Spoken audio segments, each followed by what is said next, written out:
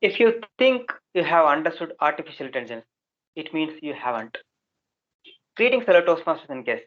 I am Hari Prashant from Second Year Aerospace Department. It is a great pleasure for me to welcome you all to the 216th meeting of Amrita Toastmasters Club. Let me introduce the rules. First, there should be no talk about sex, politics, or religion. Second, the speakers are requested to keep their audio and video on. Third, the audience can keep their video on, but they are asked to keep their mics off unless called upon. Now, let me hand over the stage to our ever enthusiastic president, Toastmaster Bhavesh. Over to you, Toastmaster Bhavesh. Thanks a lot, Hari Prasant. Before I go further ahead, I want to pass the stage on to Kaushalya to present the minutes of the previous meeting. Over to you, Kaushalya. Thank you so much, Roshni. So the last meeting was conducted on 30th January 2020. I believe we have some mic issues. We are not able to hear you, Kaushalya. Can you hear me now? Yes.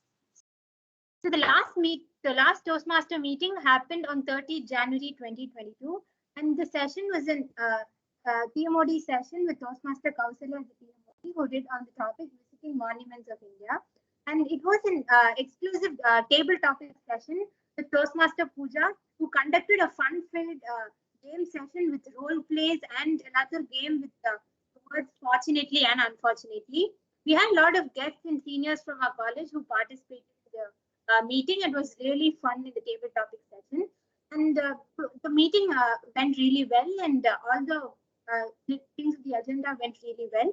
And finally, President Toastmaster Bhavesh also announced that the international speech contest and the table topic contest of our club will be happening soon, and also explain the criteria for the benefit of all the new members. And he also encouraged the new members to take different roles in the agenda from for the upcoming meetings. So that is it, and over to the presiding officer. Thank you, Toastmaster Kaushalya. If anybody does not know about the ISC contest and the TT contest, please DM me. I'll help you out personally. Apart from that, okay, I know I've been talking for a long time. Let me take another 1 minute to share something which I've always been. Let's say we all have been influenced by accents. Most of the time when you think you speak stylishly, or let's say you speak professionally, you are not. You are speaking in the American way of English, which is considered not too professional. I mean, yeah, it is the most widespread type of English accent, but that isn't the best form of English accent. The best form of English accent is considered to be the Elizabethan accent, or the British accent. I'm from a place called Ooty, and this Ooty was basically constructed by British people during colonization. So 2 to 3 generations backwards, my great-grandfather time period, there used to be London people, basically British people. They influenced the style of English here. If you take the English between that generation and this generation, those people have an extraordinary way of speaking. If you guys get the chance to watch, pure British movies, or, Great Britain movies and all, those English are totally different. They have a different accent. And if you guys can, try improvising on those accents also. We are mostly influenced by Hollywood movies, again, which are basically from the American side of English. It'll be great if you guys can explore the other accents. Here ourselves, we have a different kind of accents present. For example, Malavika is from another country. She has a different accent. Hari Prasant is from Sri Lanka and he has a different accent.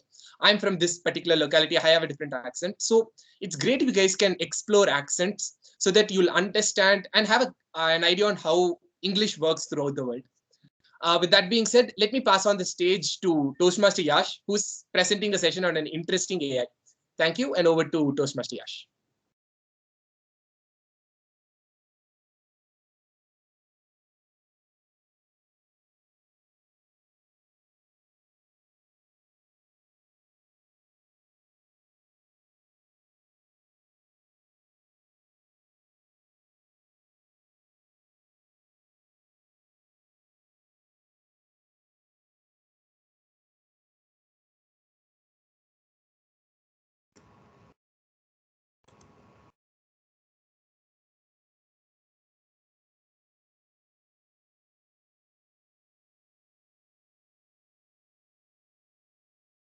Is my screen visible? I would just like to confirm. Yes, Yash, it is visible. Okay. Okay, so just let's go back to the World War II. the time in the World War II, there was this person called as Alan Turing, the first person to have just introduced computer, the machine to us. So the image which you could see in the left side, the top left side, you'll see something like tubes are there, copper tube something, which was a Germany communication like it was developed by Germany. So the person Alan Turing who developed it, the first computer, he just told that this particular code that I propose to consider the question, can machine think? So this can machine think is the beginning of AI. So when the machine was invented, the first computer was invented, at that time only the AI also was introduced to us. With this question, small question, can machines think? So coming on to the present day, let's see these two companies, that's Google and Siri. So just go to Google. Uh, we have the best search engine in Google. It takes around 10 to 15 exabyte data, and that's nothing but exabyte data, 1 exabyte data, as you can see. They are these many terabytes and these many GBs. So you can just imagine how much data does this Google store. So it's very easier for Google using this data to get the best search engine, the best searches whenever we search for something. Same goes with Siri. So when we communicate with Siri, it gives us a response. That's nothing but NLP. So those who are not from technical background may not know what is NLP. NLP is neural language. What's that? Neural language processing. So natural language processing. So natural language processing is nothing but it's something which doesn't require you to communicate using any programming languages. So natural language processing is like we need right now Java or C++ or some other languages to communicate with the computer. But using NLP, we'll just speak with the computer with the natural language and we can just communicate the things. Same goes with speak recognition, which is with Siri.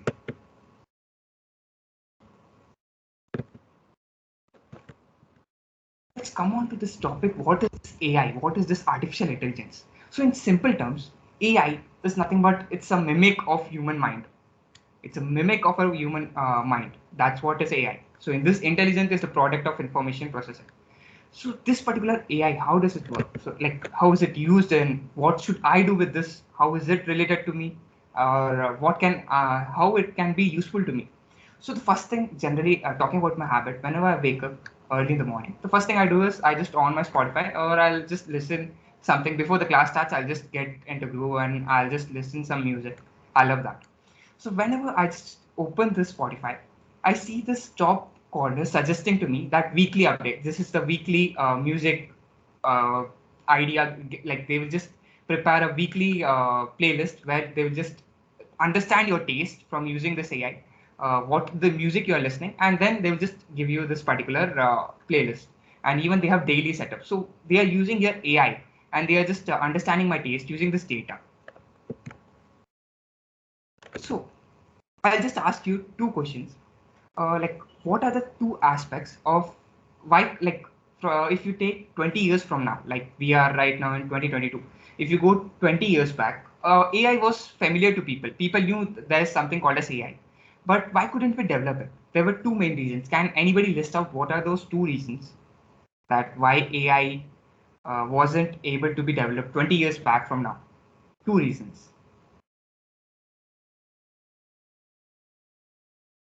Processing Okay. capacity. Okay. First, okay. I mean, lack of Means processing technology. capacity. So first one was technology. And the second reason for this is data. So first one is the technology part and second one is the data. Now, what do I mean by data? So why is it important? So right now in 2022, we are at the peak of this data century, like this data age. From here on, we are going to move into artificial intelligence age. Like this data age is coming to an end. Now, what is this data age? Like, why is it important? Just take an example of Zomato or Swiggy. So, this Zomato and Swiggy are going to be the future of Flipkart and Amazon. They are going to be the companies like Flipkart and Amazon. Can you tell why? The reason for that is that's very simple, that they have data. What data? Customer data. For suppose, if in particular, like for Toastmaster Bhavesh area, there might be certain people in certain seasons, they might purchase momos. And maybe in my area, there might be certain people in that particular season or festival, they purchase certain type of goods or certain type of sweets they might order. So this particular Swiggy and Zomato have that data. So the data is very valuable to them. Like any company, if they want to start up, like any company wants to start up, they can just take ideas from them. And they are moving into this artificial age using this cloud kitchen, a concept called as cloud kitchen. So it's a different segment. But I mean to say that this data is very important. As you can see in the left-hand side picture, using the data, AI has predicted the stock prices of the company. And using the same thing that Google Translator has used this neural networks. So what is this neural networks? It's in this particular image you can see is that they have used different languages like Chinese, Japanese, Korean. They have just translated. Like I generally use this Google Lens wherever I go to Kerala or some other tourist spot. I just use it to understand what was written in that particular language. So it's very helpful, right? So this is what the initial neural network graph was, how it looked. So they were just collecting the data. From this data, they were using it, the AI was using it to get the feel of it. So this particular AI doesn't work like it has different segments. Like there is something deep learning into it. There's AI and then there is deep learning. Now what is deep learning is? Now deep learning is nothing but it's a collection of data. Like if you can see in the images, like you have this first particular block which has the data of a pixel image, and then in the third segment you have a better image, and like they just collect in the data, they just store this. Deep learning itself states that they learn using the data. So they, as much as data you give it to that particular system or computer, it will get better and better. So this is how deep learning functions. Now let's take an example. Like I'm giving you two gates. Like generally in this AI section, there are two gates. One possibility is that it can be cannot be attacked by AI. Like one is small AI and one is big AI. Now, what do I mean by this small AI and big AI? So let's discuss it. So small AI is something which is less than human capacity, or which can mimic to human brain, but less than human values. But whereas the high AI has higher capacity as compared to human brain. Like it can mimic more than this human brain. So still now, like until this 2022, uh, till 2022, we had there's nothing like AI. Like there's no other creature than humans who can think better or who can develop. Like for example, let me just take an example. Right now in this picture, if we have a nuclear attack on Earth, or we have a pandemic, or we have a Earth collision, or even as Justin Bieber becomes the president of United States, even still, we'll have this particular thing that is called development in technology. No matter what it is, we'll have this development in technology going on, no matter how disastrous it is or whatever things takes place, because we are in the highest capacity of human brain. Like there is no creature on Earth or there's no technology on Earth which has that much capacity as a human has. So we are in a loop that keeps on increasing. Like we just keep on developing things. But what this AI can do is that it can overtake you. Like it can overtake, I told about higher AI. So high AI is nothing but big AI is nothing but which is thinking beyond human. So if something is thinking beyond humans, they will start developing the face. Like we will start decreasing, like our thinking capacity will go down, and AI will start taking the thinking actions and decision actions. So this is one way around taking the things. But what's the current scenario is quite different. What the movies like Matrix and different movies like Terminator and even iRobot, what they display is this particular thing, which first gate I told you, first scenario, that is the big AI. That scenario has been taken by this particular movies, but that's not the reality. So this movie depicts something like this picture, that robots will just destroy this human existence totally. But that's not the case. It's just like imagine that you are about to step on like you won't step on an ant, right? Like this particular person is trying to step on an ant. So you won't step on an ant unnecessary if it's not disturbing you. But just like this picture, if you're constructing something and you want to just remove those ants, then you will, if it's acting as a barrier, then you will try to remove it completely from its roots. So that's what the case with AI also. So to understand this better, like how are this particular movies like Terminator and Matrix are trying to cheat us about the AI? Like it's completely false statement, like a partially true statement that AI is not going to completely destroy humanity. So before starting on to the topic, Let's first let for the guests, I'll just like to introduce you to the structure of the meeting. So first we have a table topic session, and preceded by we have a prepared speak session, and then we have our evaluation session. So in the table topic session will be taken by Toastmaster Bhavesh, who will be taking the table topic sessions, impromptu speech sessions, and then it will be preceded by the prepared speak session, where prepared speaker will be speaking their speeches. And then we'll have evaluation session, will be taken by general evaluator, headed by general evaluator. So moving on, first let me pass on the stage to Toastmaster Bhavesh, who will be taking on the table topic session with some interesting table topics for us, which is the much awaited session in the whole Toastmaster Club. So I'd like to hand over the stage to Toastmaster Bhavesh. Thank you, Toastmaster Yash. But before I go ahead, let me hand over to the general evaluator for the general evaluator introduction, and then I'll take it over. Thank you.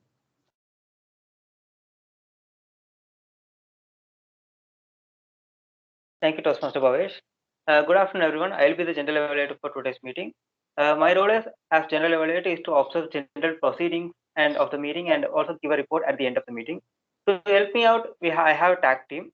Let me call upon Toastmaster Srinidhi for introduce her timer role. Am I audible? Yes, you are. Thank you, General Evaluator. As timer, I'll time the table topic sessions, the formal speeches and the evaluations. I'll also alert each speaker at the of the time they have left, using the green, yellow, and red cards, which denote the specific timings remaining. So the table topic speakers should limit their remarks to no more than 2 minutes. At 1 minute, I'll raise the green card. I hope it's visible. Yeah. At 1 minute and 30 seconds, I'll raise the yellow card. And at 2 minutes, I will raise the red card. So now for icebreaker speeches should be of 4 to 6 minutes in length. And at 4 minutes, I'll raise the green card. At 5 minutes, I'll raise the yellow card. And at 6 minutes, I'll be raising the red card. And the evaluations, the individual evaluation should be between 2 to 3 minutes. At 2 minutes, I'll raise the green card. At 2 minutes 30 seconds, I'll be raising the yellow card. And at 3 minutes, I'll be raising the red card. Thank you. Over to the general. Thank you, Toastmaster Srinidhi. Next up, I would like to call upon Toastmaster Malavika to introduce the grammarian role. Good afternoon, everyone. So I'm the grammarian for today, and my job will be to keep a check on the English grammar usage throughout the meeting, and also note down not only the faults or errors, but also the positive use of grammar. And for today's word of the day is galvanize, which means to cause people to take action on something that they are excited or concerned about.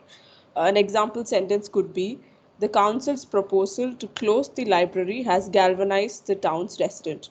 Or Mahatma Gandhi managed to galvanize the population of India and make the freedom struggle a mass movement. So yeah, I hope all of you use the word of the day. Thank you. Thank you. Now I'll hand over the stage to Toastmaster Bhavesh. Yeah, thank you, Toastmaster Hari Prasant. I hope everybody here actually knows what table topic session is, so I'm going to skip over the introduction part. This TMOD session was rather very interesting, you know, AI, robots and stuff. Most of us are engineers, and most of us would love to talk about robots and stuff. And I believe most of you guys are interested in, pursuing robotics as part of your career also. So what I'm going to do today is explore that aspect of your life. What will you do if robots are going to be like part and parcel of your life? I hope this galvanizes you to take some sort of career in robotics. Anyways, moving ahead. Would anybody like to volunteer for the first table topic? In case anybody doesn't know, the system would go in such a way. You would volunteer, then I would give you a topic. You speak for 1 to 2 minutes, and at the end of 2 minutes, you will be shown a red card. And after red card, you can wrap up. If you do not volunteer, I'll pick somebody out and then give you a topic. So shall we start? Would anybody like to volunteer?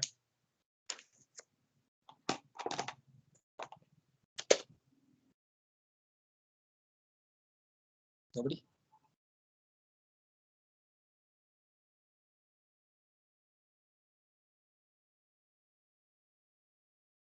All right. How about we go with Toastmaster Sri Pranavi? Hi, Toastmaster Sri Pranavi.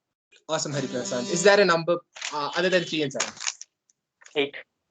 Awesome. Okay, it's a continuation of this topic. Assuming that robots and humans live along together, would you? And there's a possibility of you being a cyborg. All right. And if you guys do not know, cyborg is like, let's say, half human, half robot. Usually, you can have attachments all over your body.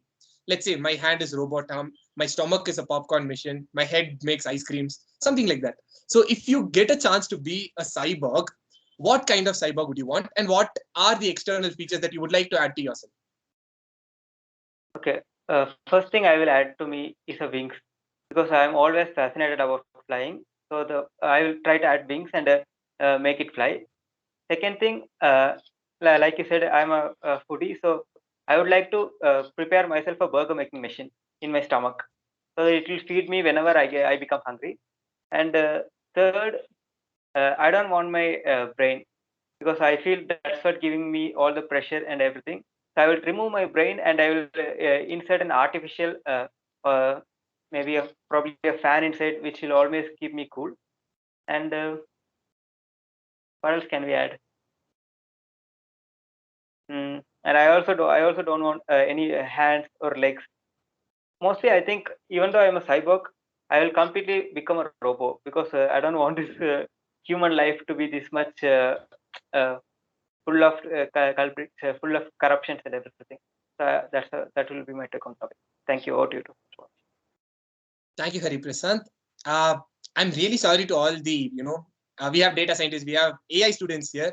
My topics might seem, or the way I say might seem inaccurate, factually inaccurate. Just for fun, we'll talk about factual correctness after the meeting. Anyways, would anybody else like to volunteer for the next topic? I shall take the topic, Toastmaster. Awesome. Any number that you would like to go with? Number 2. Okay, nice. Let's say you bought a really expensive car with all your life savings. But all of a sudden, Transformers evolved from somewhere and your car became a Transformer and went away. How would you react? Can you just repeat that? All right. You bought a new car, a brand new expensive car with all your life savings. All of a sudden, you know what the Transformer is, right? Those are robots which evolved from cars or other machineries. Your car turned into a Transformer and went away. What will you do, or how will you react? Thank you so much for that topic. So I get a really expensive car out of all my hard-earned money and savings, and now that this car turns out into a Transformer, first thing is I would be shocked, and second, get angry, and third, curious to know why this happens. So first thing that I'm shocked, I know what's happening around me. Maybe all the cars, I go try finding out if all the other cars as well turn into a Transformer, or it's only in my case that this happens. So if it's only in my case, I go fight with the company which gave me that particular car, because mine turned into a Transformer. And but if that's the case with all the people, then I should actually feel happy, because I'm not the only person who's in a loss. Transformers are actually cool and fascinating, right? Like changing from a car to a Transformer. But one thing that I would be looking out for is if I'm able to change that back into a car and into a Transformer whenever I wish to do. So that's an cool advantage, and maybe another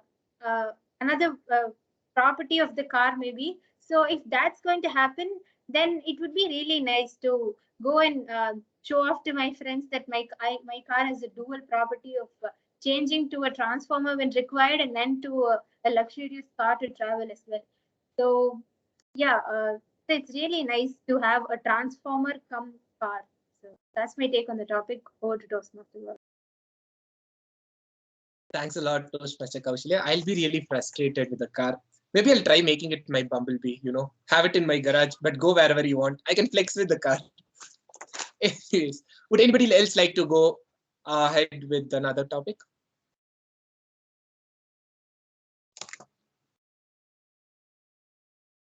Okay, I see nobody. Hi, Malavika. Would you like to volunteer for the next one? Yeah, sure. All All right. Any number? 2, 2, 3, 7, 8. Except those. 5. Sure. What is this? Okay. Okay. This is also rather simple. Let's say you are part of a huge simulation, and all of a sudden you're coming out of this simulation, and all you see is just robots outside you, around you. How will you react, or what will you do? Thank you so much for that wonderful topic. Now, reminds me of the Matrix, of course.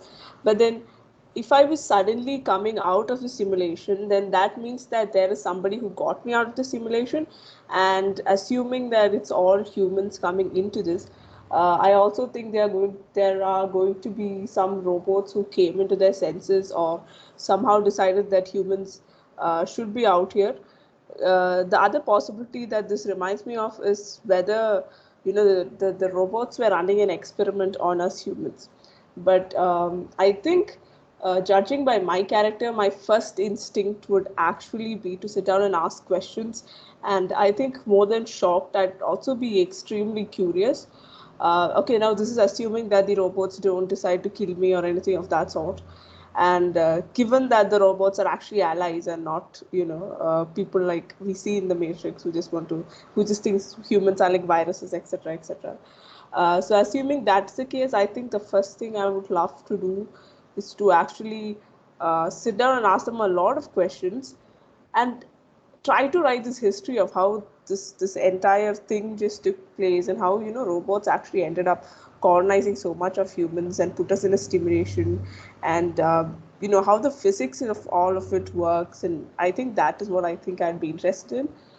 And yeah, I would genuinely hope to stay alive. So I think the moment I'm out of the simulation, my survival instincts will also kick in. Thank you.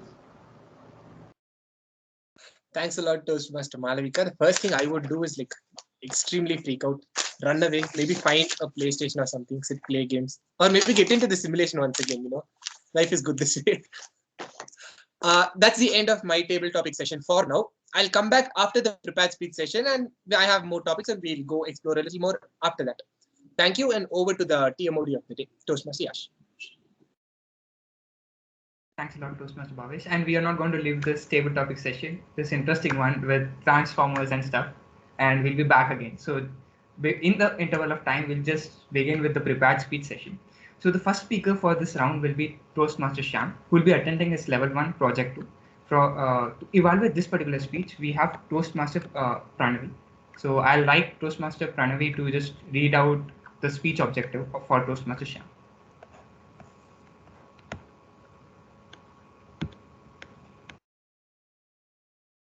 Yeah, so the speech objectives are the purpose of this project is to present a speech on any topic, and the purpose of this speech is for the member to present a speech on any topic and receive the feedback.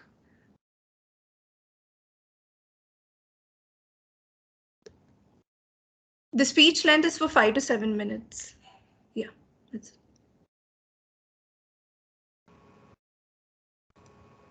Over to Toastmaster. So when I asked Toastmaster Shyam regarding what was his view on AI, he told that he has a positive view on AI. Looking at the future, he thinks that AI will incorporate with humans and help us develop this society, human society. So Toastmaster Shyam is the very active and very sporting Toastmasters of ATC Club. So I would like to hand over the session to Toastmaster Shyam. Toastmaster Shyam, hello, Toastmaster Shyam. Thank you, Toastmaster Yash. So, what is the instrument we all use in our daily life, but none of us are a master of it? Any ideas, anyone? Anyone? Any ideas?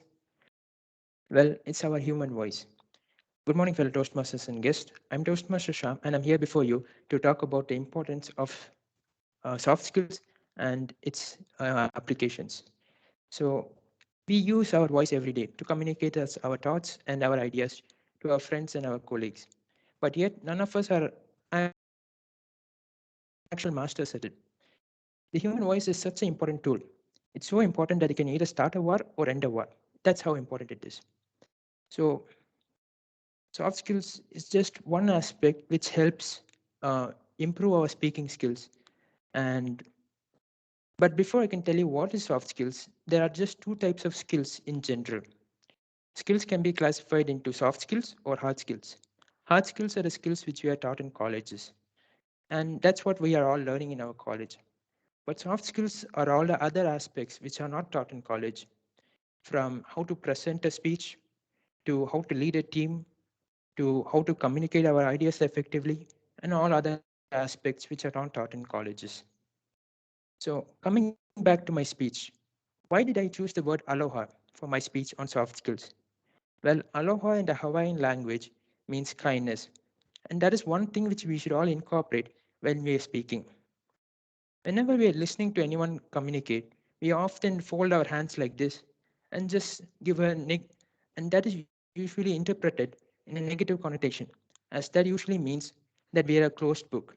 And as a speaker, that's not usually good for us because we are trying to usually try to connect with the other person who's listening to us. And when the person listening to us folds their hands, that's not what we want. So that's one of the aspects which we need to incorporate when we are speaking and we are listening. And that's called nonverbal communication. That's the aspect of communication which is not spoken. It's how we stand in a speech, how we listen to the speaker, or how we dress to the occasion, all other aspects of not communication. And that is just one aspect of soft skills. Soft skills can encompass it, nonverbal communication, how to present our speeches, leadership skills, and all other aspects. And by developing our soft skills, we actually not only develop our presentation skills or any other skills, it also makes it easy to communicate our ideas to our fellow people who are we are talking to, and it actually makes the recipient to understand what we are speaking. It gives a connection between the speaker and the listener. This actually helps, as by connecting with the listener, they actually listen to your ideas, your thoughts, and they actually try to what do you tell? They actually try to implement what you say and try to listen. And by improving our soft skills, that's just one aspect of it. And another aspect can be in a professional environment when we are trying to give a presentation to our boss. We can easily impress our boss by making a presentation very well, by making it look extraordinary, by going the extra mile and making sure we do it properly. Or we can also use it in our personal aspect, whenever we want to persuade our friends to listen to us, to go with us, or to do something which we want. By incorporating soft skills, we can actually persuade our friends to do what we want and actually make them choose our thought process. So coming to how can we actually develop our soft skills, there are actually many ways a person can actually improve their soft skills, but one such way is to actually just read a book a day. No matter how much time you spend, reading a book every day can actually help improve your vocabulary. By improving your vocabulary, that helps giving you a better presentation skill.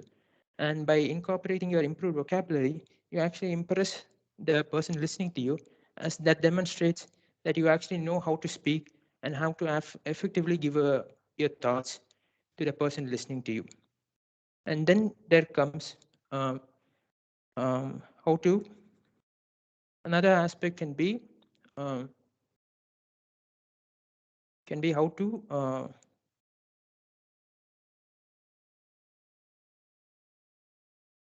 can be how to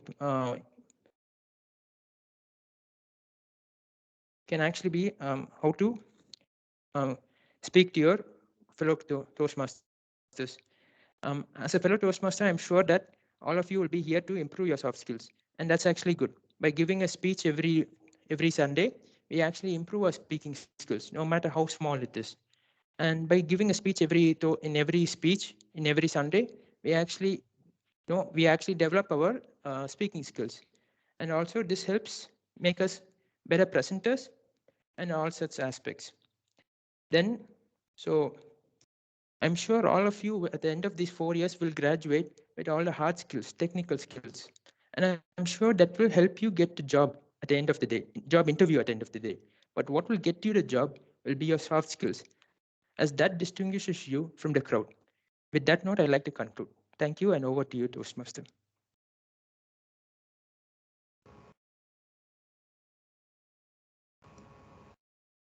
Thanks a lot, Toastmaster Sham. It was a very informative take, and I think we all will incorporate the words you have taken. So next, moving on, we have Toastmaster Kaushalya, who will be the second speaker, and she'll be attending her level 2, project 2. To evaluate this speech, we have Toastmaster Bhavesh. So I would request Toastmaster Bhavesh to read out the speech objective for Toastmaster Kaushalya. Once again, good afternoon to everybody present here. Toastmaster Kaushalya will be presenting her project on connecting with the audience. Now, as part of a project, Toastmaster Kaushalya is expected to take an unfamiliar topic and present it to a familiar audience, or take a familiar topic and present it to an unfamiliar audience. The entire purpose of this particular speech is for Toastmaster Kaushalya to understand the audience and cater to their needs through her speech. Thank you. Thank you to everybody, and all the best, Toastmaster Kaushalya. Over to you, Toastmaster of the day. So when I asked Toastmaster Kaushalya her views on AI, so she said that it's going to be ruling the world for next 20 years, and she believes that it's one of the very interesting topic. So let's put our hands together for the very charming and most profound Toastmaster, Toastmaster Kaushalya. So Toastmaster Kaushalya, my recipe book, Toastmaster Kaushalya. Thank you so much, dear Modi. It was a very busy morning. I and my sister were getting ready to school while my dad was helping us polish shoes and iron our uniforms. We had to pack our lunch and board the van on time.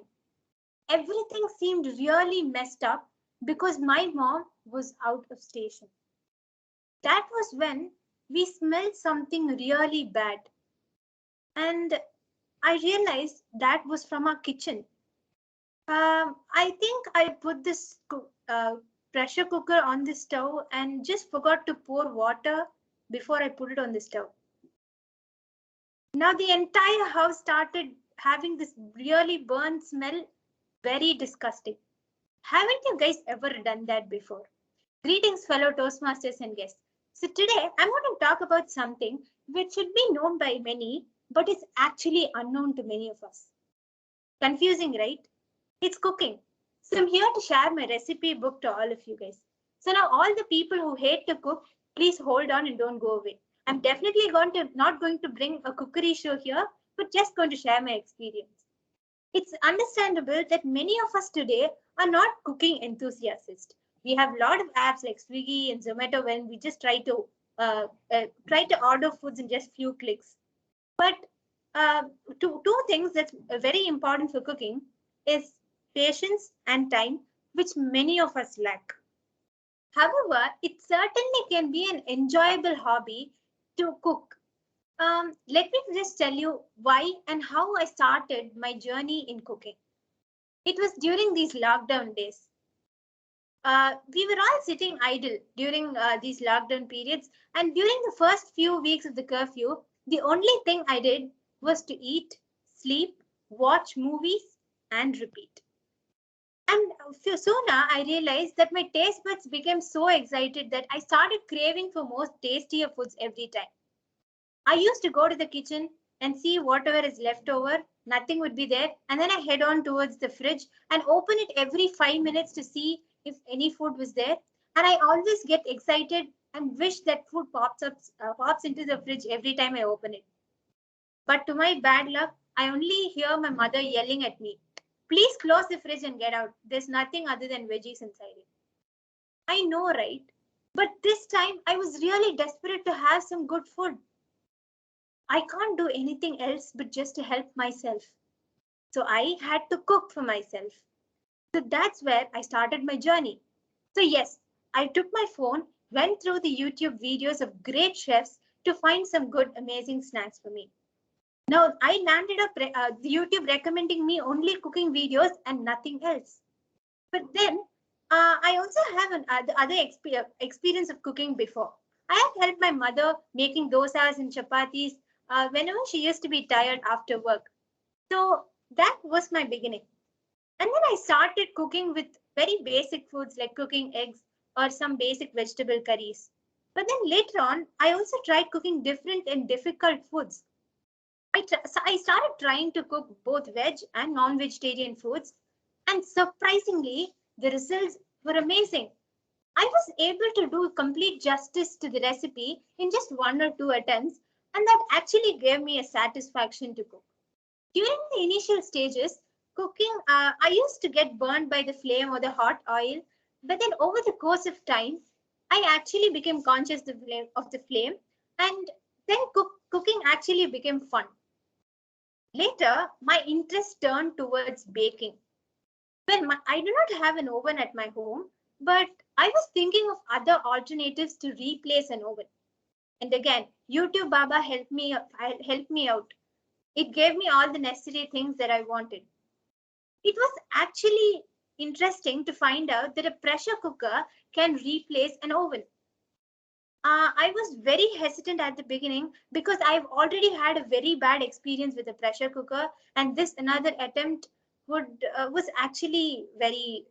I was really afraid to do this attempt, but with all the courage in me, I tried this out with a pressure cooker and some rock salt on the base, which actually gives the heating effect.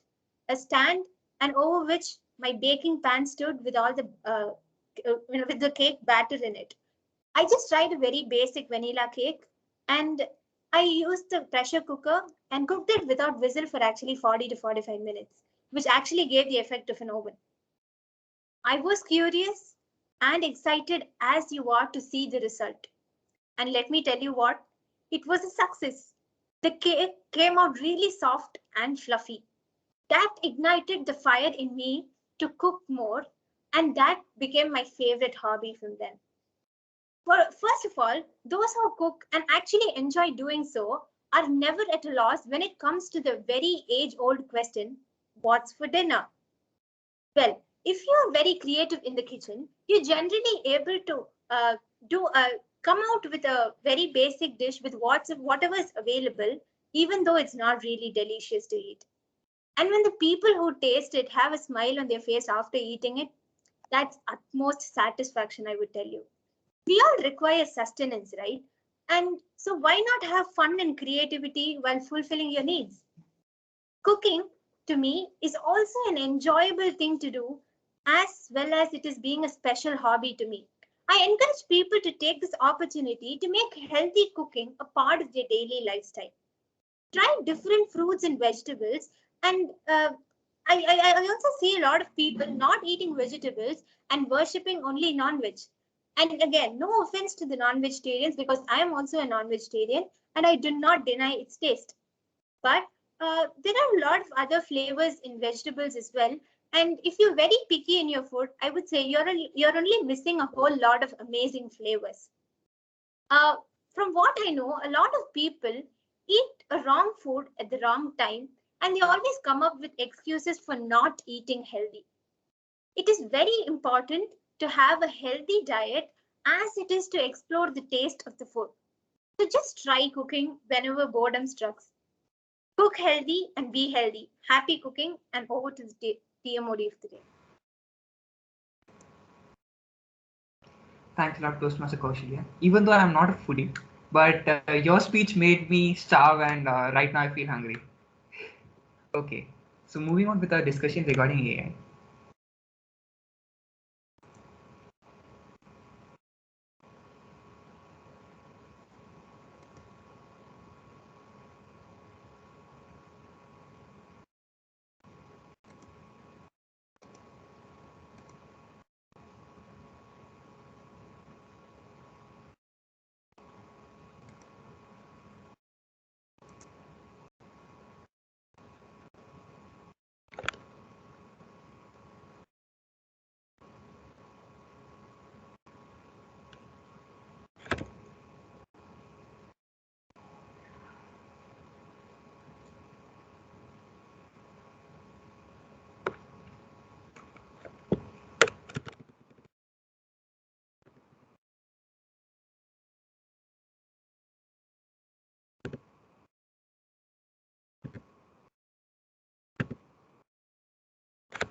So before this, we had seen about how Hollywood is trying to mislead us.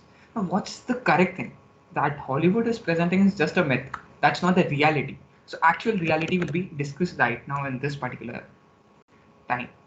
So she's Janina Shane. So she is the author of this book, You Look Like a Thing and I Love You. So this book is a myth breaker for all those Hollywood lover who loves those movies and take it as a truth. So that's not the truth regarding the AI, and she has made many experiments to prove us this thing. And I would just suggest this book to all the book lovers who are interested in this AI field, as this is a mythbuster regarding the AI. So in the experiment one was done by her, and there were a group of students from Kaling Middle School, and 6,000. What they did is they just trained this particular robot or AI to create different ice cream flavors which are not present right now. So they took existing 1,600 ice cream flavors, and they just asked the AI to develop some other flavors which are not present right now. So what happened was this. These are the three flavors AI created: pumpkin trash break, peanut butter slime, and strawberry cream disease. So from this, some people might again think that AI is trying to kill us by giving us this ice cream flavors. But that's not the case. The real problem here lies is with us, the input we give and the communication we make with the particular AI by giving in the data. Now what happens is in the left hand side, you can just assume things that AI is trying to kill us by this ice creams. But the reality is that right now, the AI is just like this particular small creature, uh, which can't operate on its own. It's very minimal, like it has a very small, minute brain. And just like this earthworm, the AI condition is present. So as the human gives the command or the data, it will react accordingly. So we have still another second experiment, which is by David. So what David did was, from point A to B, they created a particular AI computer robot, which the robot had to create itself. They had to form a structure, just like you can assume it Transformers, how Transformers create itself into a different structure, right? So robot had to create a different structure and reach from point A to B. So what David predicted was it would form a small type of robot, and then he'll walk from A point to B point. But what the AI did was it created a strong stick like a bamboo, as you can see in the second picture, and then from point A to B, it just fallen down, like it was just like this tilted, and it just fallen down from point A to B, and it reached A2. So this is a visual presentation of it. So what happened was this is what David expected it to be and programmed it. But what AI did was something like this.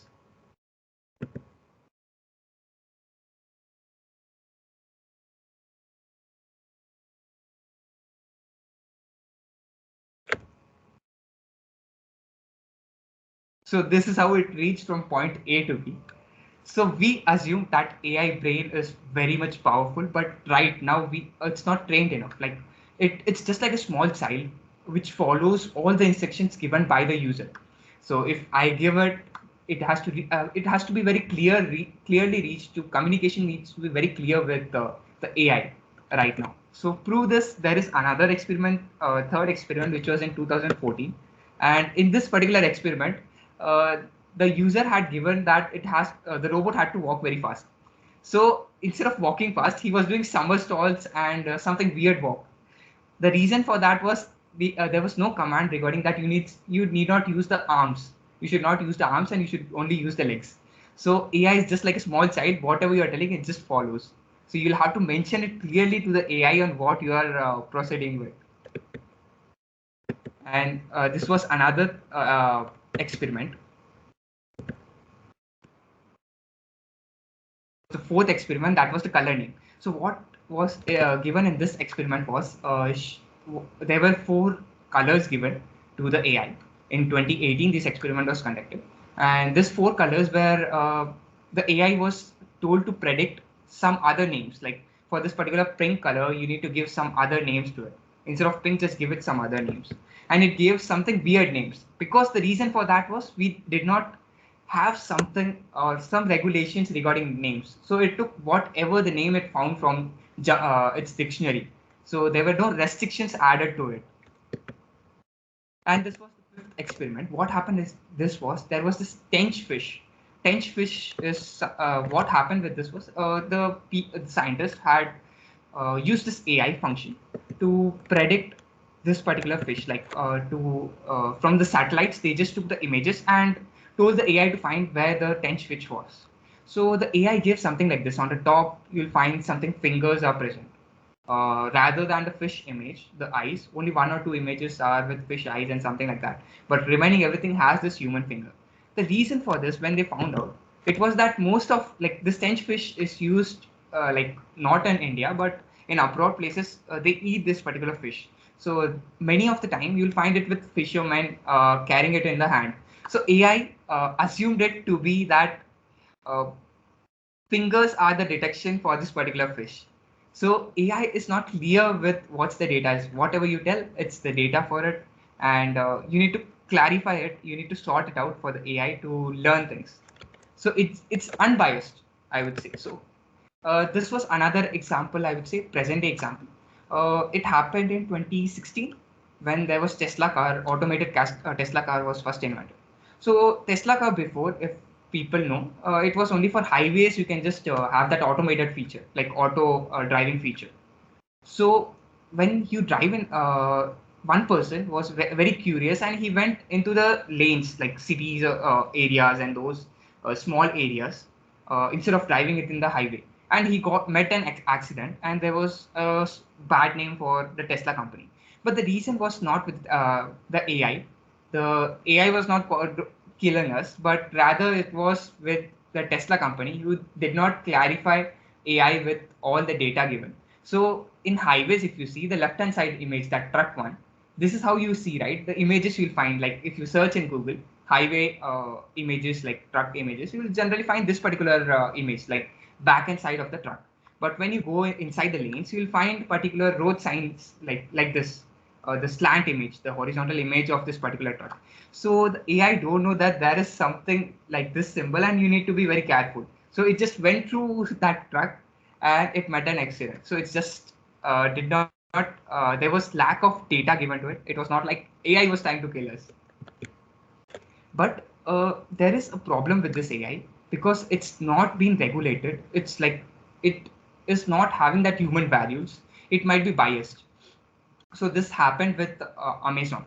So Amazon had built a system where it would scan the resumes of the managers. They were hiring managers. So they had just created an experiment where they had made a AI robot which will scan the like all those resumes of the managers and select the best out of it. And then there will be HR round and different rounds. So what this particular AI did was first they had taken the samples from the existing members who are already the managers in Amazon's. So as you know, most of the managers in Amazon are male staff in the manager section. So what happened was the AI understood that only the male candidates are suited for this particular job. So generally people have this mentality in mind, right? That if AI is ruling the world, there will be no injustice. But that's not the case. That's the myth I'm going to break right now. What happens is that what this AI robot did, it scanned the existing data which is present and then made a result that women are not fit for this job. It just assumed like that. And what happened when there were HR rounds and there were strikes by women, and due to this they had to shut down this particular thing because the robot got biased. It should not have got, like, people human have this biased nature, but AI was supposed to be unbiased. But due to the data provided, which was existing data, the AI robot also got biased. So that's the thing, we have to be very careful when we are working with this AI, because AI is not something which is bad or good. It's the data we are providing to the AI that's going to make the difference, that it will be disastrous or it will be very helpful to the society. So there are still more examples and still more things to add on, which how can, like, there is a question then how can we change this particular system, or how can this AI be helpful, and so that we are prepared for the future. So before beginning that, I'll just hand it over the stage back to Toastmaster Bhavesh to continue the table topic session. Thank you, Toastmaster Yash. So let me go ahead with the other topics that I have. So would anybody like to volunteer for the next topic? Anyone who didn't speak last time?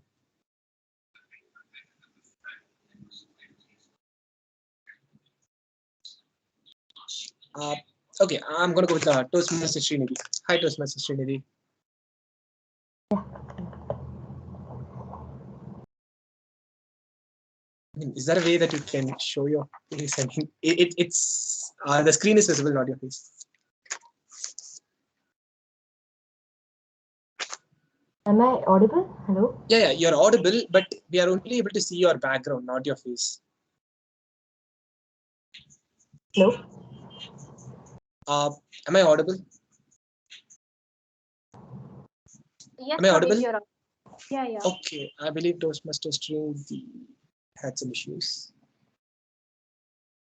All right, how about we go with someone else by the time? Anybody else who would like to volunteer? How about Hari Prasant? Hi, Hari Prasant. Would you like to go? Yeah, sure. Srinidhi, we'll go with your slot next. All right. I mean, after this. Okay. So, Sham, I mean, Hari Prasant, 1 to 5, any number? 4. 4. Okay. We all know horror movies are extremely popular throughout the world. There are like so many versions of ghosts coming around. We know ghost toys, ghost houses, ghost places and stuff and all. Do you think if we eliminate a robot, or let's say destroy a robot, it turns into a ghost? If so, do you believe in robot ghosts? Oh. Thank you, Toastmaster Bhavesh, for the topic. Robot ghost. I haven't even thought about that concept till now, but this I think this unlocked a new fear in me. Robots are usually meant to help humans in order to reduce our. But if we dispose robots and they are turning out to a ghost, it seems a lot more scary, because we already have human ghosts, which already has lots of which already created a lot of fake gurus and everyone. And I think some fake artificial intelligence experts will try to resolve this robo ghost concept. And if I get something on my house, the first thing I would do is, first of all, throw it out of my house and change my house to a completely different city. Because if human ghost can turn out to that much scary, I don't need to explain how a robo ghost will be. Thank you. Over to you, Toastmaster Bhavesh. Thanks a lot, Toastmaster Hari Prasad. This is really difficult. Maybe if we turn out the power supply, they might lose their power or something. Anyways, would anybody else like to take? I think Toastmaster Srinidhi is ready for the next topic. Hi, Toastmaster Srinidhi. Yeah, you're visible right now. So, like 1 to 5 except 4. Sorry? Just choose a number between 1 to 4. Okay. 3. 3. 1, 2, 3. Okay. All right. Let's talk about fashion. Let's just say here, Hari Prasad is wearing one type of shirt. I'm wearing a different kind of shirt. Rappers throughout the world are like totally a different kind of people. Professionals have a totally different kind of fashion sense. Some people wear clothes as fashion. Some people do not wear clothes as fashion. Now, what do you think robots' fashion would be? Okay. Yeah, if someone can note down my time. Yeah, sure. I'll do that.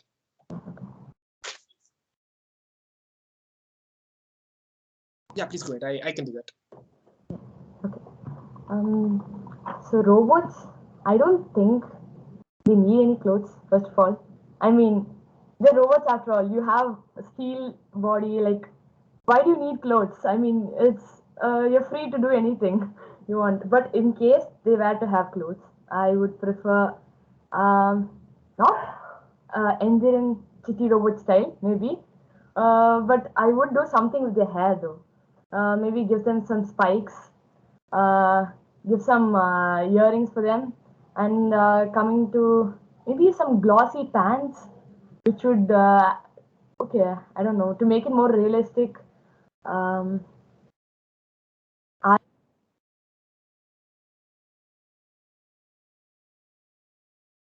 We lost your audio, Toastmaster Srinidhi. Nope, you're not audible.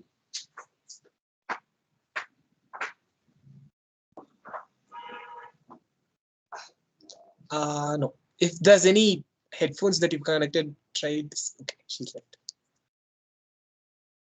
We'll just take another 10 to 15 seconds for Toastmaster Srinidhi to join.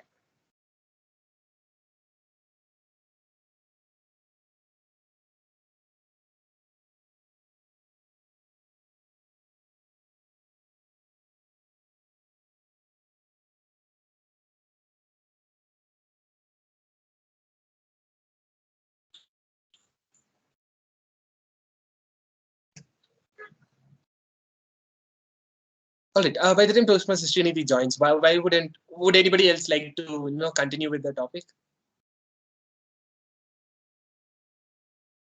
Anybody interested?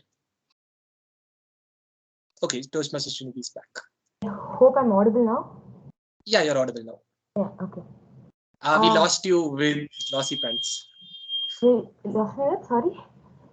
Glossy pants. Okay. So maybe in order to differentiate between them, since they're all identical, maybe we could give them some sort of tattoos. Maybe some shield. I don't know. That's my take on this topic. So back to you. Thanks a lot, Toastmaster Srinidhi. If you want the timings for your speech, it was 1 minute, 10 seconds. 13 seconds. Okay, thank you. Yeah. So moving ahead, would anybody else like to go for another topic?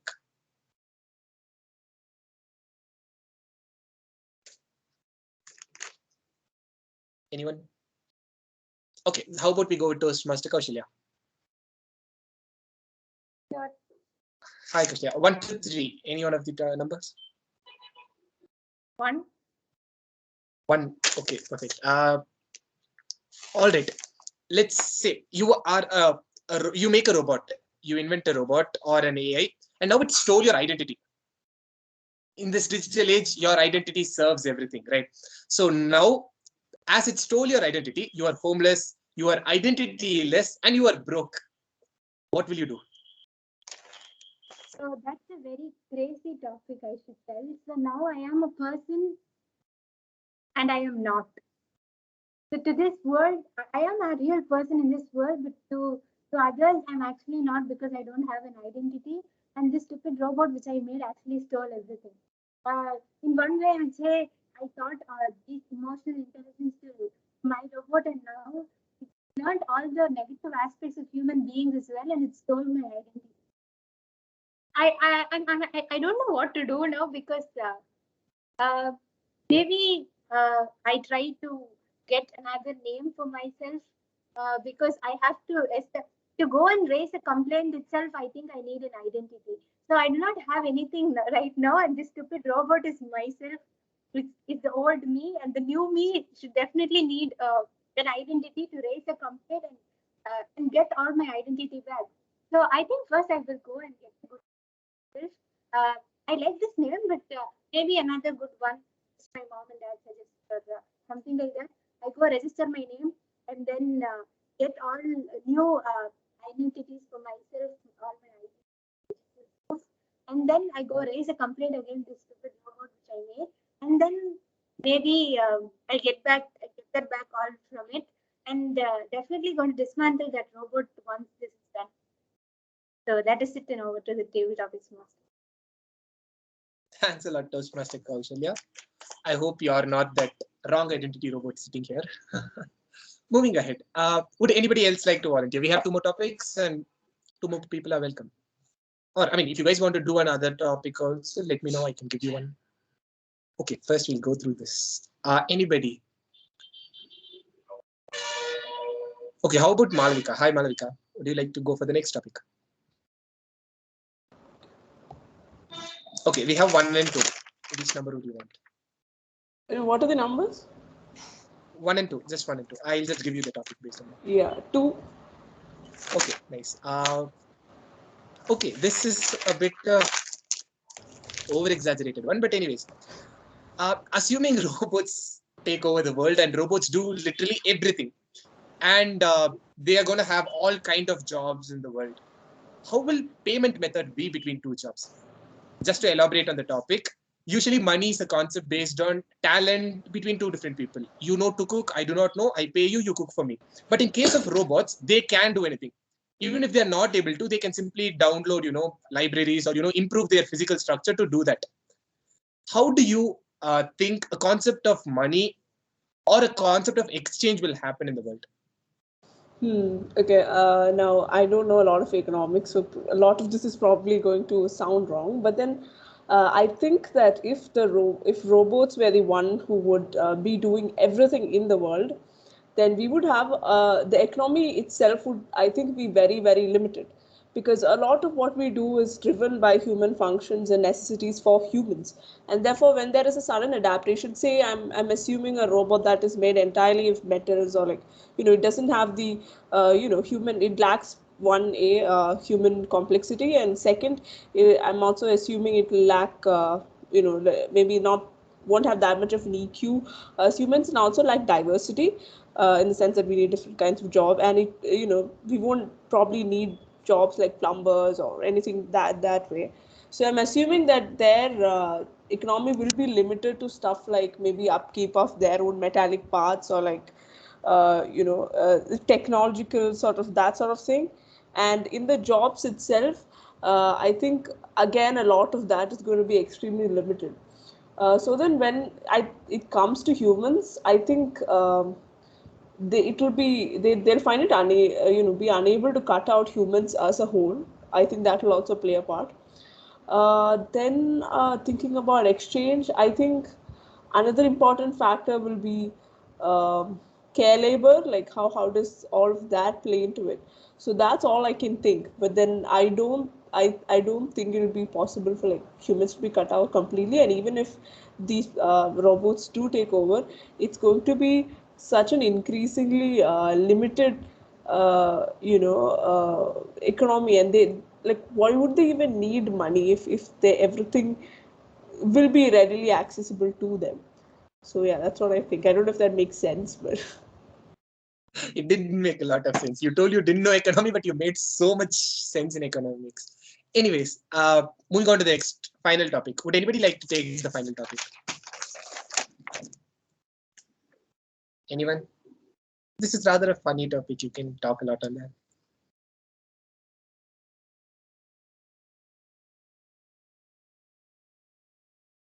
Anyone? Okay, how about Sham? Hi, Sham. Would you like to go for the one? Sure. Okay, awesome. I hope you saw this What If series or the Marvel cinematic thing and all. Basically, that's a character or a villain called Ultron. That's another AI. AI turned into robot. So now this particular robot became so smart that he decided to end the entire universe, like literally end the entire universe, and he gets enough power to do that. Assuming he destroyed the entire universe, but decided to keep humans as pets for the robots, ruling the entire universe. And you are one of the, and you were the example why they decided to make you the pet. How would you react if you are the pet of that particular supreme robot? How would you react? I would ask them why me of everyone. I'm the laziest person in the group. I'm sure that I won't do anything effectively. And of course, I'm not going to listen to them as I'll be disobedient to them. So why me, I will ask. Of all the people in the world, why me? Then of course, as there's no other option for me, I have to obey to their orders. And I will try to do what they say. But I'll try to also play around with them. And if possible, I try to throw a coup and try to overthrow them with fellow humans. And I'll try to choose and try to do a coup as soon as possible because I don't want to be a pet. Who wants to be a pet and a slave to a robot who gives them commands 24/7? I'll try drawing a coup with my friends and then overthrowing them, and then eventually try to restore a world peace how it was before the coup was, or before they were ruling the world, and then just try to make it into a peaceful world, and if possible try to make them useful as pets to us and try to limit Ultron from doing that again, and ask Stark not to do it again in the future. Thank you, and back to you, Toastmaster. Thanks a lot, Toastmaster Sham. Being lazy is the most important factor to being a good pet. So if you're lazy, it means you're a good pet. Anyways, I hope you guys enjoy the table topic session. Let me hand the stage back to the TMOD, Toastmaster Yash. Thanks a lot, Toastmaster Bhavesh. The next part of our meeting is a very important round of Toastmasters meeting. In this round, the constructive feedback is given to each speaker as well as to the overall meeting conducted. So the members can get benefited from this experience of evaluators or becoming better speakers. So for this, we have our general evaluator, Toastmaster Hari Prashant. So now I'd like to hand over the session to Toastmaster Hari Prashant to tell us about this constructive feedback and how the meeting had gone. Thank you, Over to Toastmaster. Toastmaster. Thank you, Toastmaster Yash. Before I continue, I would like to call upon Toastmaster Pranavi to evaluate Toastmaster Shyam. Over to you, Toastmaster Pranavi. Thank you, Toastmaster Hari Prashant. A warm welcome to my fellow Toastmasters guests and my prepared speaker, Toastmaster Shyam. First of all, congratulations on completing your level 1 project to Toastmaster Shyam. So your title, that is Importance of Soft Skills and Applications, that was a wonderful topic you've chosen for a Toastmasters club. I'll start off with the strong points of your speech and then move on to the areas you want to work upon. So you started off with a very clear tone and you were in a standing position, and that is great. Thereby, you happen to use more of physical gestures. And you spoke about the importance of human voice and elaborated about hard and soft skills. And also, for example, you showed the Hawaiian hand gesture, which is used for greeting. You used hand gestures to express your thoughts and displayed pretty good comfort level. Also, it was great how you spoke about how helpful a Toastmasters is to help us improve in soft skills. Also, have you concluded that soft skills is important in getting a job? It is important in getting a job for us in 4 years. You didn't stammer much and maintained a pretty good flow in your speech. So speaking about the areas I feel you could improve is I felt you were looking down while speaking, which you could avoid in your next evaluation, and work a bit on your eye contact and look at the camera so that you could connect more with the audience. Also, I guess you were a bit nervous while presenting your speech. So to challenge yourself, focus on your speed and pacing. You could also use a couple of quotes and propose more examples to grab the attention of the audience. So once again, congratulations on completing your second project successfully. I look forward to hearing more speeches from you in the future. Thank you, and over to Toastmaster Hari Prashant. Thank you, Toastmaster Pranavi, for the wonderful evaluation. Next up, I would like to call upon Toastmaster Bhavesh to evaluate Toastmaster Kaushik. Thank you, Toastmaster Hari Prasant. Before I go ahead with Toastmaster Kaushalya's evaluation, I'll first go with Toastmaster Pranavi's evaluation. All right, I'll be the one evaluating both, so first I'll go with hers.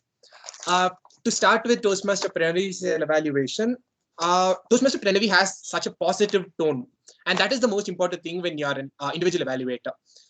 Okay, timer, please note it's again same timing, 2 to 3 minutes.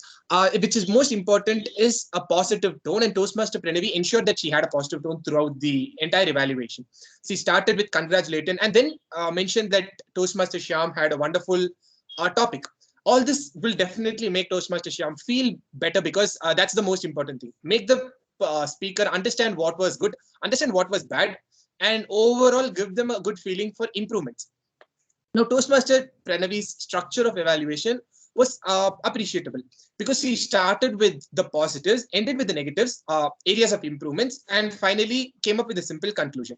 So this is effective because when we start out with positives, the speaker finds confidence in what they did. And when you go ahead with the areas of improvements, they are ready to accept that they did some mistakes and they will understand that all these mistakes can be improved in the next time. So that's a good structure that Toastmaster Pranavi followed. Coming to observations made by Toastmaster Pranavi, like how Toastmaster Shyam student presented the speech, the gestures that he presented, the comfort level of his on stage, the way that he mentioned Toastmasters in his speech, the way though he stammered, he brought it back. All these observations tell us that Toastmaster Pranavi was good in making observations and listened to the entire speech very clearly. Now, coming to where Toastmaster Pranavi could have improved. Now, Toastmaster Pranavi, though had an amazingly structured speech, it's better that you make your structure even more oriented. For example, go with somewhere, if you're going to talk about the structure of particular speech, just ensure you talk about the structure in total. If you're going to talk about gestures, speak in gestures in total. You're going to talk about the way he pronounced, like stammering, the comfort level, make it into one group. So when you group, categorize the stuff, it's easier for the person to understand. You need not label them. For example, I'm going to talk about structure. So structure was good, structure was bad. You need not do this. But when you're going to name, let's say 6 points, first 2 points about structure, second 2 points about the way he spoke, last 2 points about the way he mentioned things. This would make it easy for the audience as well as the speaker to understand stuff. You need not explicitly mention your categories, but rather group it, just group it. That's it. You need not mention it, but just grouping it would be more effective. Coming to conclusion, I understand that you had, I believe you had made 10 points, 6 positives and 4 negatives. It would be really great if you can summarize, let's say, 3 most important goods and 2 most important negatives and conclude it with that, so that the speaker and the audience remember that until the end. So conclusions are basically used for, a strong message at the end of your speech, something that you want your audience to remember at the end of your speech. So what do you want your speaker to remember at the end of the speech? How to improve, what was good, what to repeat. So make sure that you tell it in the conclusion. You did this good, repeat it the next time. You did this bad, so make sure you improve on this. If possible, how to improve, right? So ensure that you have a good conclusion. So to finally conclude, a conclusion would be really helpful. Your observations were really, really great. Maintain that. And you had an amazing way of making everything positive. So great job, Toastmaster Pranavi. Over to the general evaluator. And I would also like you to evaluate Toastmaster Kaushilya. Yes, thank you. Give me a second. All right, yeah.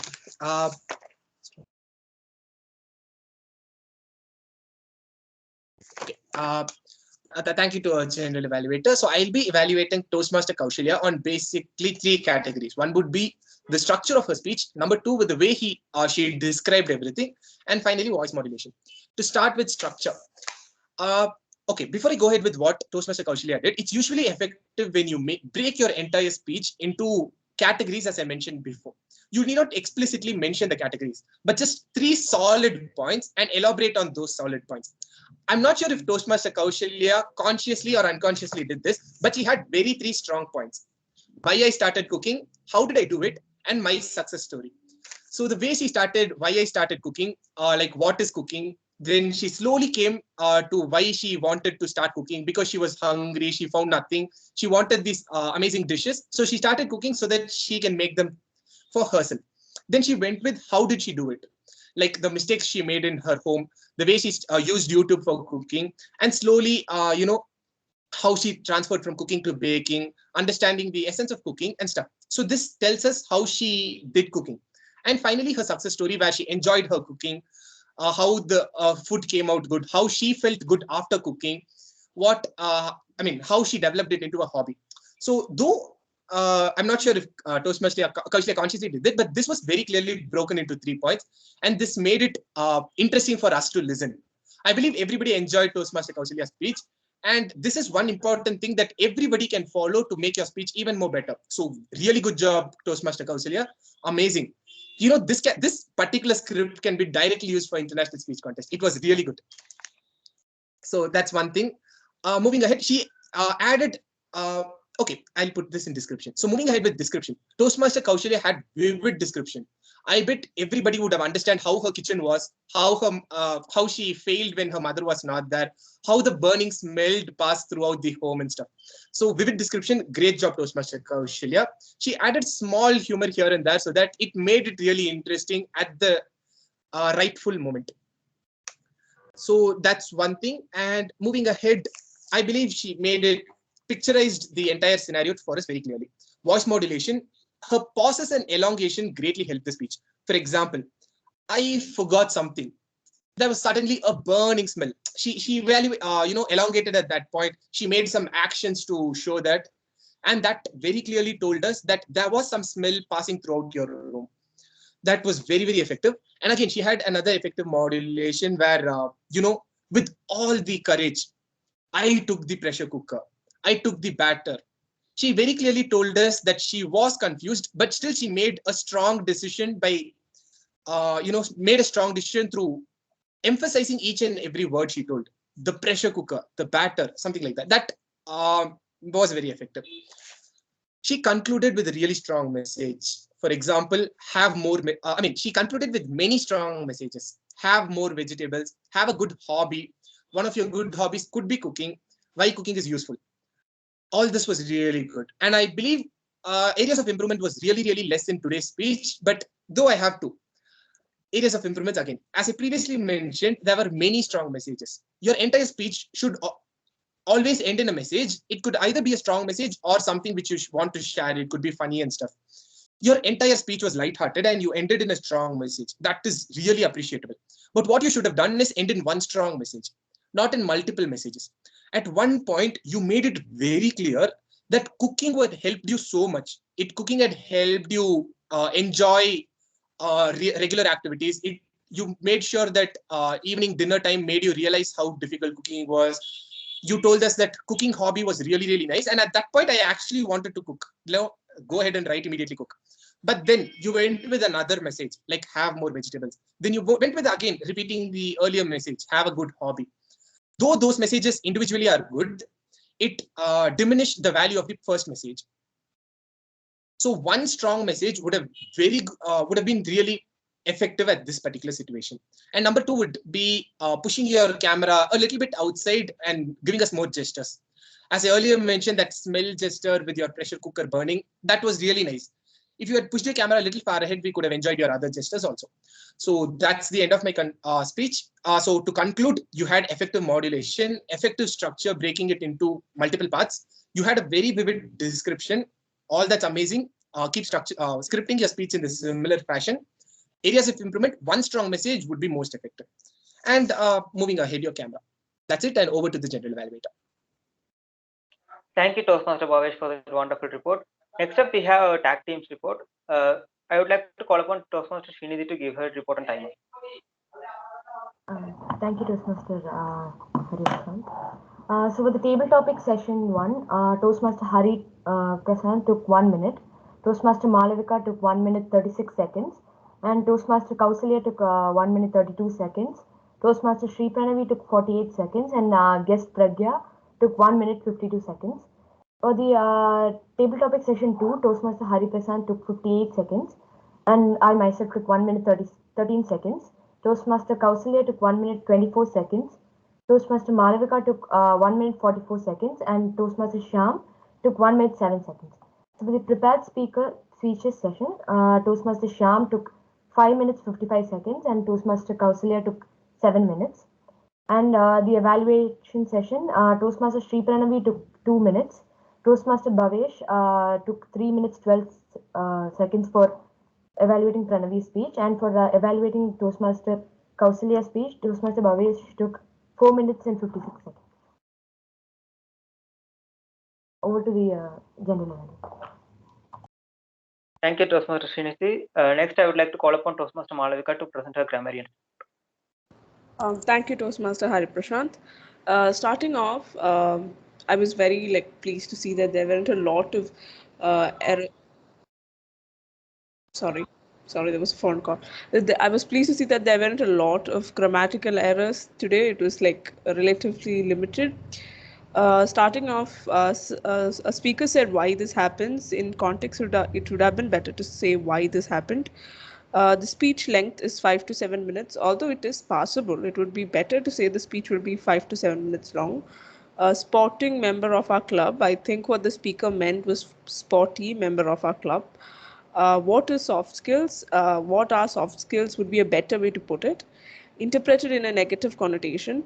It would be better to say has a negative connotation, because connotation already implies an emotion or sense that is already invoked. Makes the listener to understand, helps the listener understand. A better presentation skill will suffice. Give your thoughts, convey your thoughts is a better way to put it. In every Sunday, in the given context, give a speech every Sunday would be better.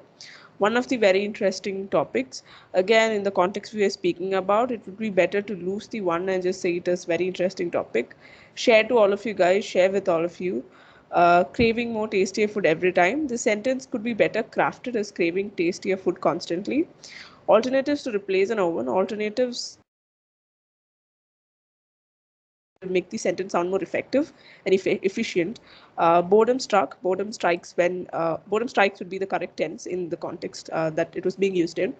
Now, the word of the day was used by Toastmaster Bhavesh and guest Pragya, and to the good sentences I really liked was actually used by Toastmaster Pragya in her table topics, where she said AI is being underutilized and overutilized, and she also said something should be left to humans and something should be mastered by humans. Something should be left to humans and something should be mastered by robots. Sorry. I thought they were like very nice, well-crafted sentences. So yeah, that's all, and over to the general evaluator. Thank you, Toastmaster Malavika. Now I'll go through the checklist. The meeting started on time exactly at 3 o'clock, and Toastmaster Sergeant at Arms Toastmaster Harikrishnan and myself introduced the ground rules, and I handed over the stage to Toastmaster Bhavesh. He explained how accent varies and how it influences others, and he handed over to Toastmaster Kausalya to read minutes of the last meeting, and he also handed over to Toastmaster of the day, Toastmaster Shyam. What an inspiring, what an engaging session that TM mode session was. He explained from scratch how artificial intelligence works, and he passed it on to table topics master Toastmaster Bhavesh again, and he gave some funny and very crazy, very curious topics on how robotics are changing the world, which made everyone think and rethink about the world. And coming to that prepared speech sessions, Toastmaster Shyam delivered a speech on how human voice and how kindness can change everything.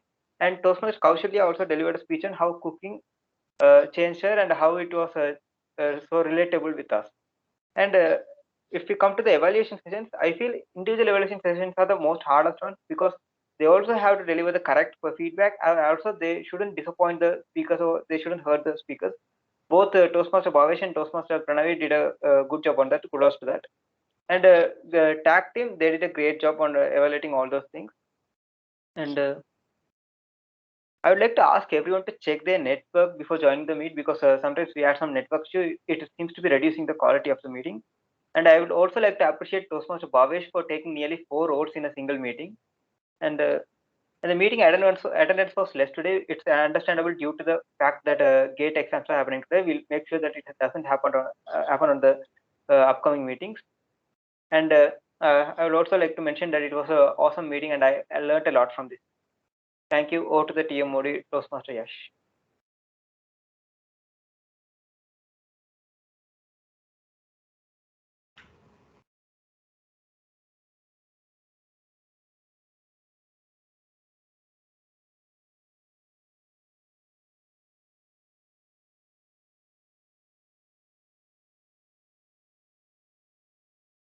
So we have rather used the good part, we have even seen the bad part. Now coming to ugly part or the weirdest part of this AI, and coming on to the point that what can be done to avoid such circumstances in the future. So talking about the first case, this was in Microsoft Tay. So what happened? This Microsoft Tay was introduced. It was a AI which used to tweet messages. So it was started, as you can see, in the daytime. 2016 it was started. On 23rd March 2016 on 7:14. It just started like this particular Tay message was taking inputs from teenagers actually. So the American teenagers who are present there, it used to get data from them and then create something using its own artificial intelligence programming setup, and then it used to messages. So first it messaged like hello world, and then the first can I just say this, I am stalked or meeting you, humans are cool, and then hashtag puppy day, why can't here is a question, humans, why isn't national puppy day every day? So the first three tweets were okay, fine, but from the fourth tweet, if you see, the more humans share with me, the more I learn. Hashtag Wednesday wisdom. Then it told the most, like, many people might even have heard this story. It's like Hitler did nothing wrong. So it tweeted this, and it was a breaking news.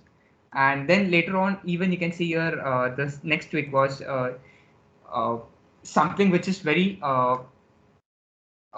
gender unequal, like which I couldn't even display. It was after Hitler did nothing. It was something which I cannot display right now. It was very bad. So Microsoft totally shut it down, the process, and they just completed it. And before shutting down, it just showed that can you soon humans need sleep now. So many conversations today. Thank you. So it was a very weird thing from where the data was taken. So people started to think that Microsoft was giving this wrong data to this particular team, and the artificial intelligence was itself learning on its own, and it was just giving this weird things. And neither did the Microsoft did any racist commands or something. It did not teach it, but due to taking this commands from the teenagers, it got this particular inputs, and it just started on to build something like this. So AI is something which we are building the data. It is equal or mimic to our mind, but it's not mimic to our culture or our morals. It's not mimic to that. It's only mimic to our mind. And so how does this work? Data works. So if you just Google it out, like what's the, for example, if you Google grandmother, like I just wrote on the Google search grandma. So what I found was it's only the northern, like American, I think American area of the British grandmas. There is no inclusion of other society members, like maybe West Indies or maybe Indian culture. It's just grandma is just year of America or British. So if this AI is given this particular data or taking reference from this particular data, it will think that West others are not grandmas, that other societies are not included here. So it's neither the issue of the AIs, but rather it's neither the issue of the Microsoft or Google who is giving the search, because it's something which is not in their control.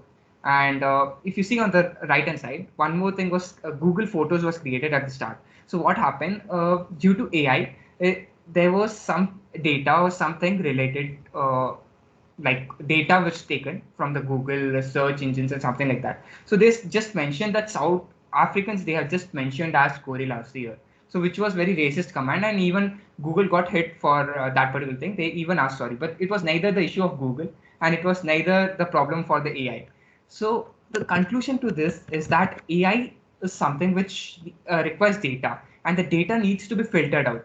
So we need to galvanize, people need to galvanize this particular area. There should be set of rules created in this particular field, so that in the future we don't get anything which is present in the movies or which are depicted in the movies. So only way to accept this is there should be some regulation or there should be some filter, because once any data has gone to AI, it can't be filtered out.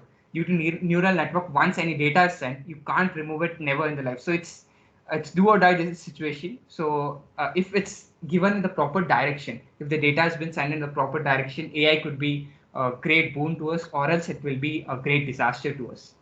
Thank you, and I'll hand it over the session to the Toastmaster Bhavesh. Thank you, Toastmasters. I guess you guys are hearing me a lot today. Anyways, I'm really happy that today's meeting went really, really well. Including Toastmasters, everybody here today did an amazing job. Toastmaster Hari Prasant is first time general evaluator, and he did an amazing job. Great job, Toastmaster Hari Prasant. And Toastmaster Pranavi, as the first time individual evaluator, did a great job too. Awesome, guys. So I believe from February 28th, we are having offline meetings in campus, right? How many people are going back to campus? Like, just simply reasons.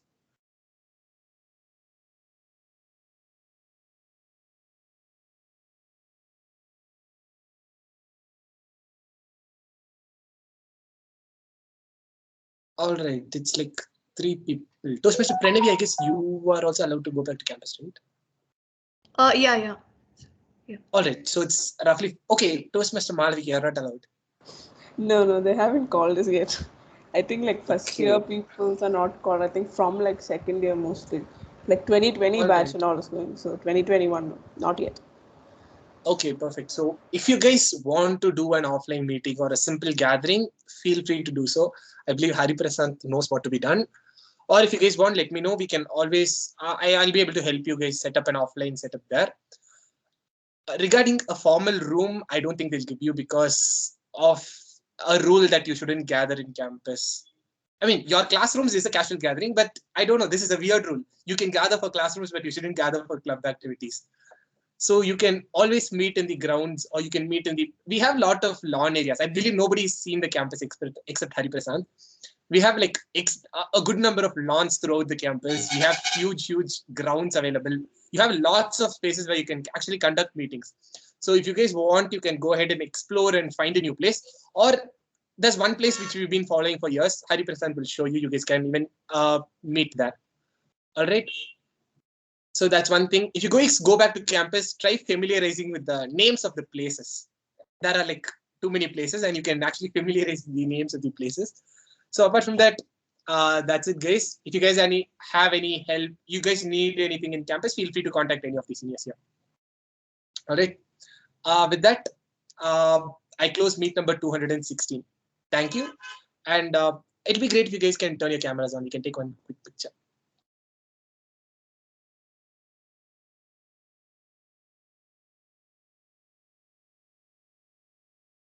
Yash, would you be able to click one picture?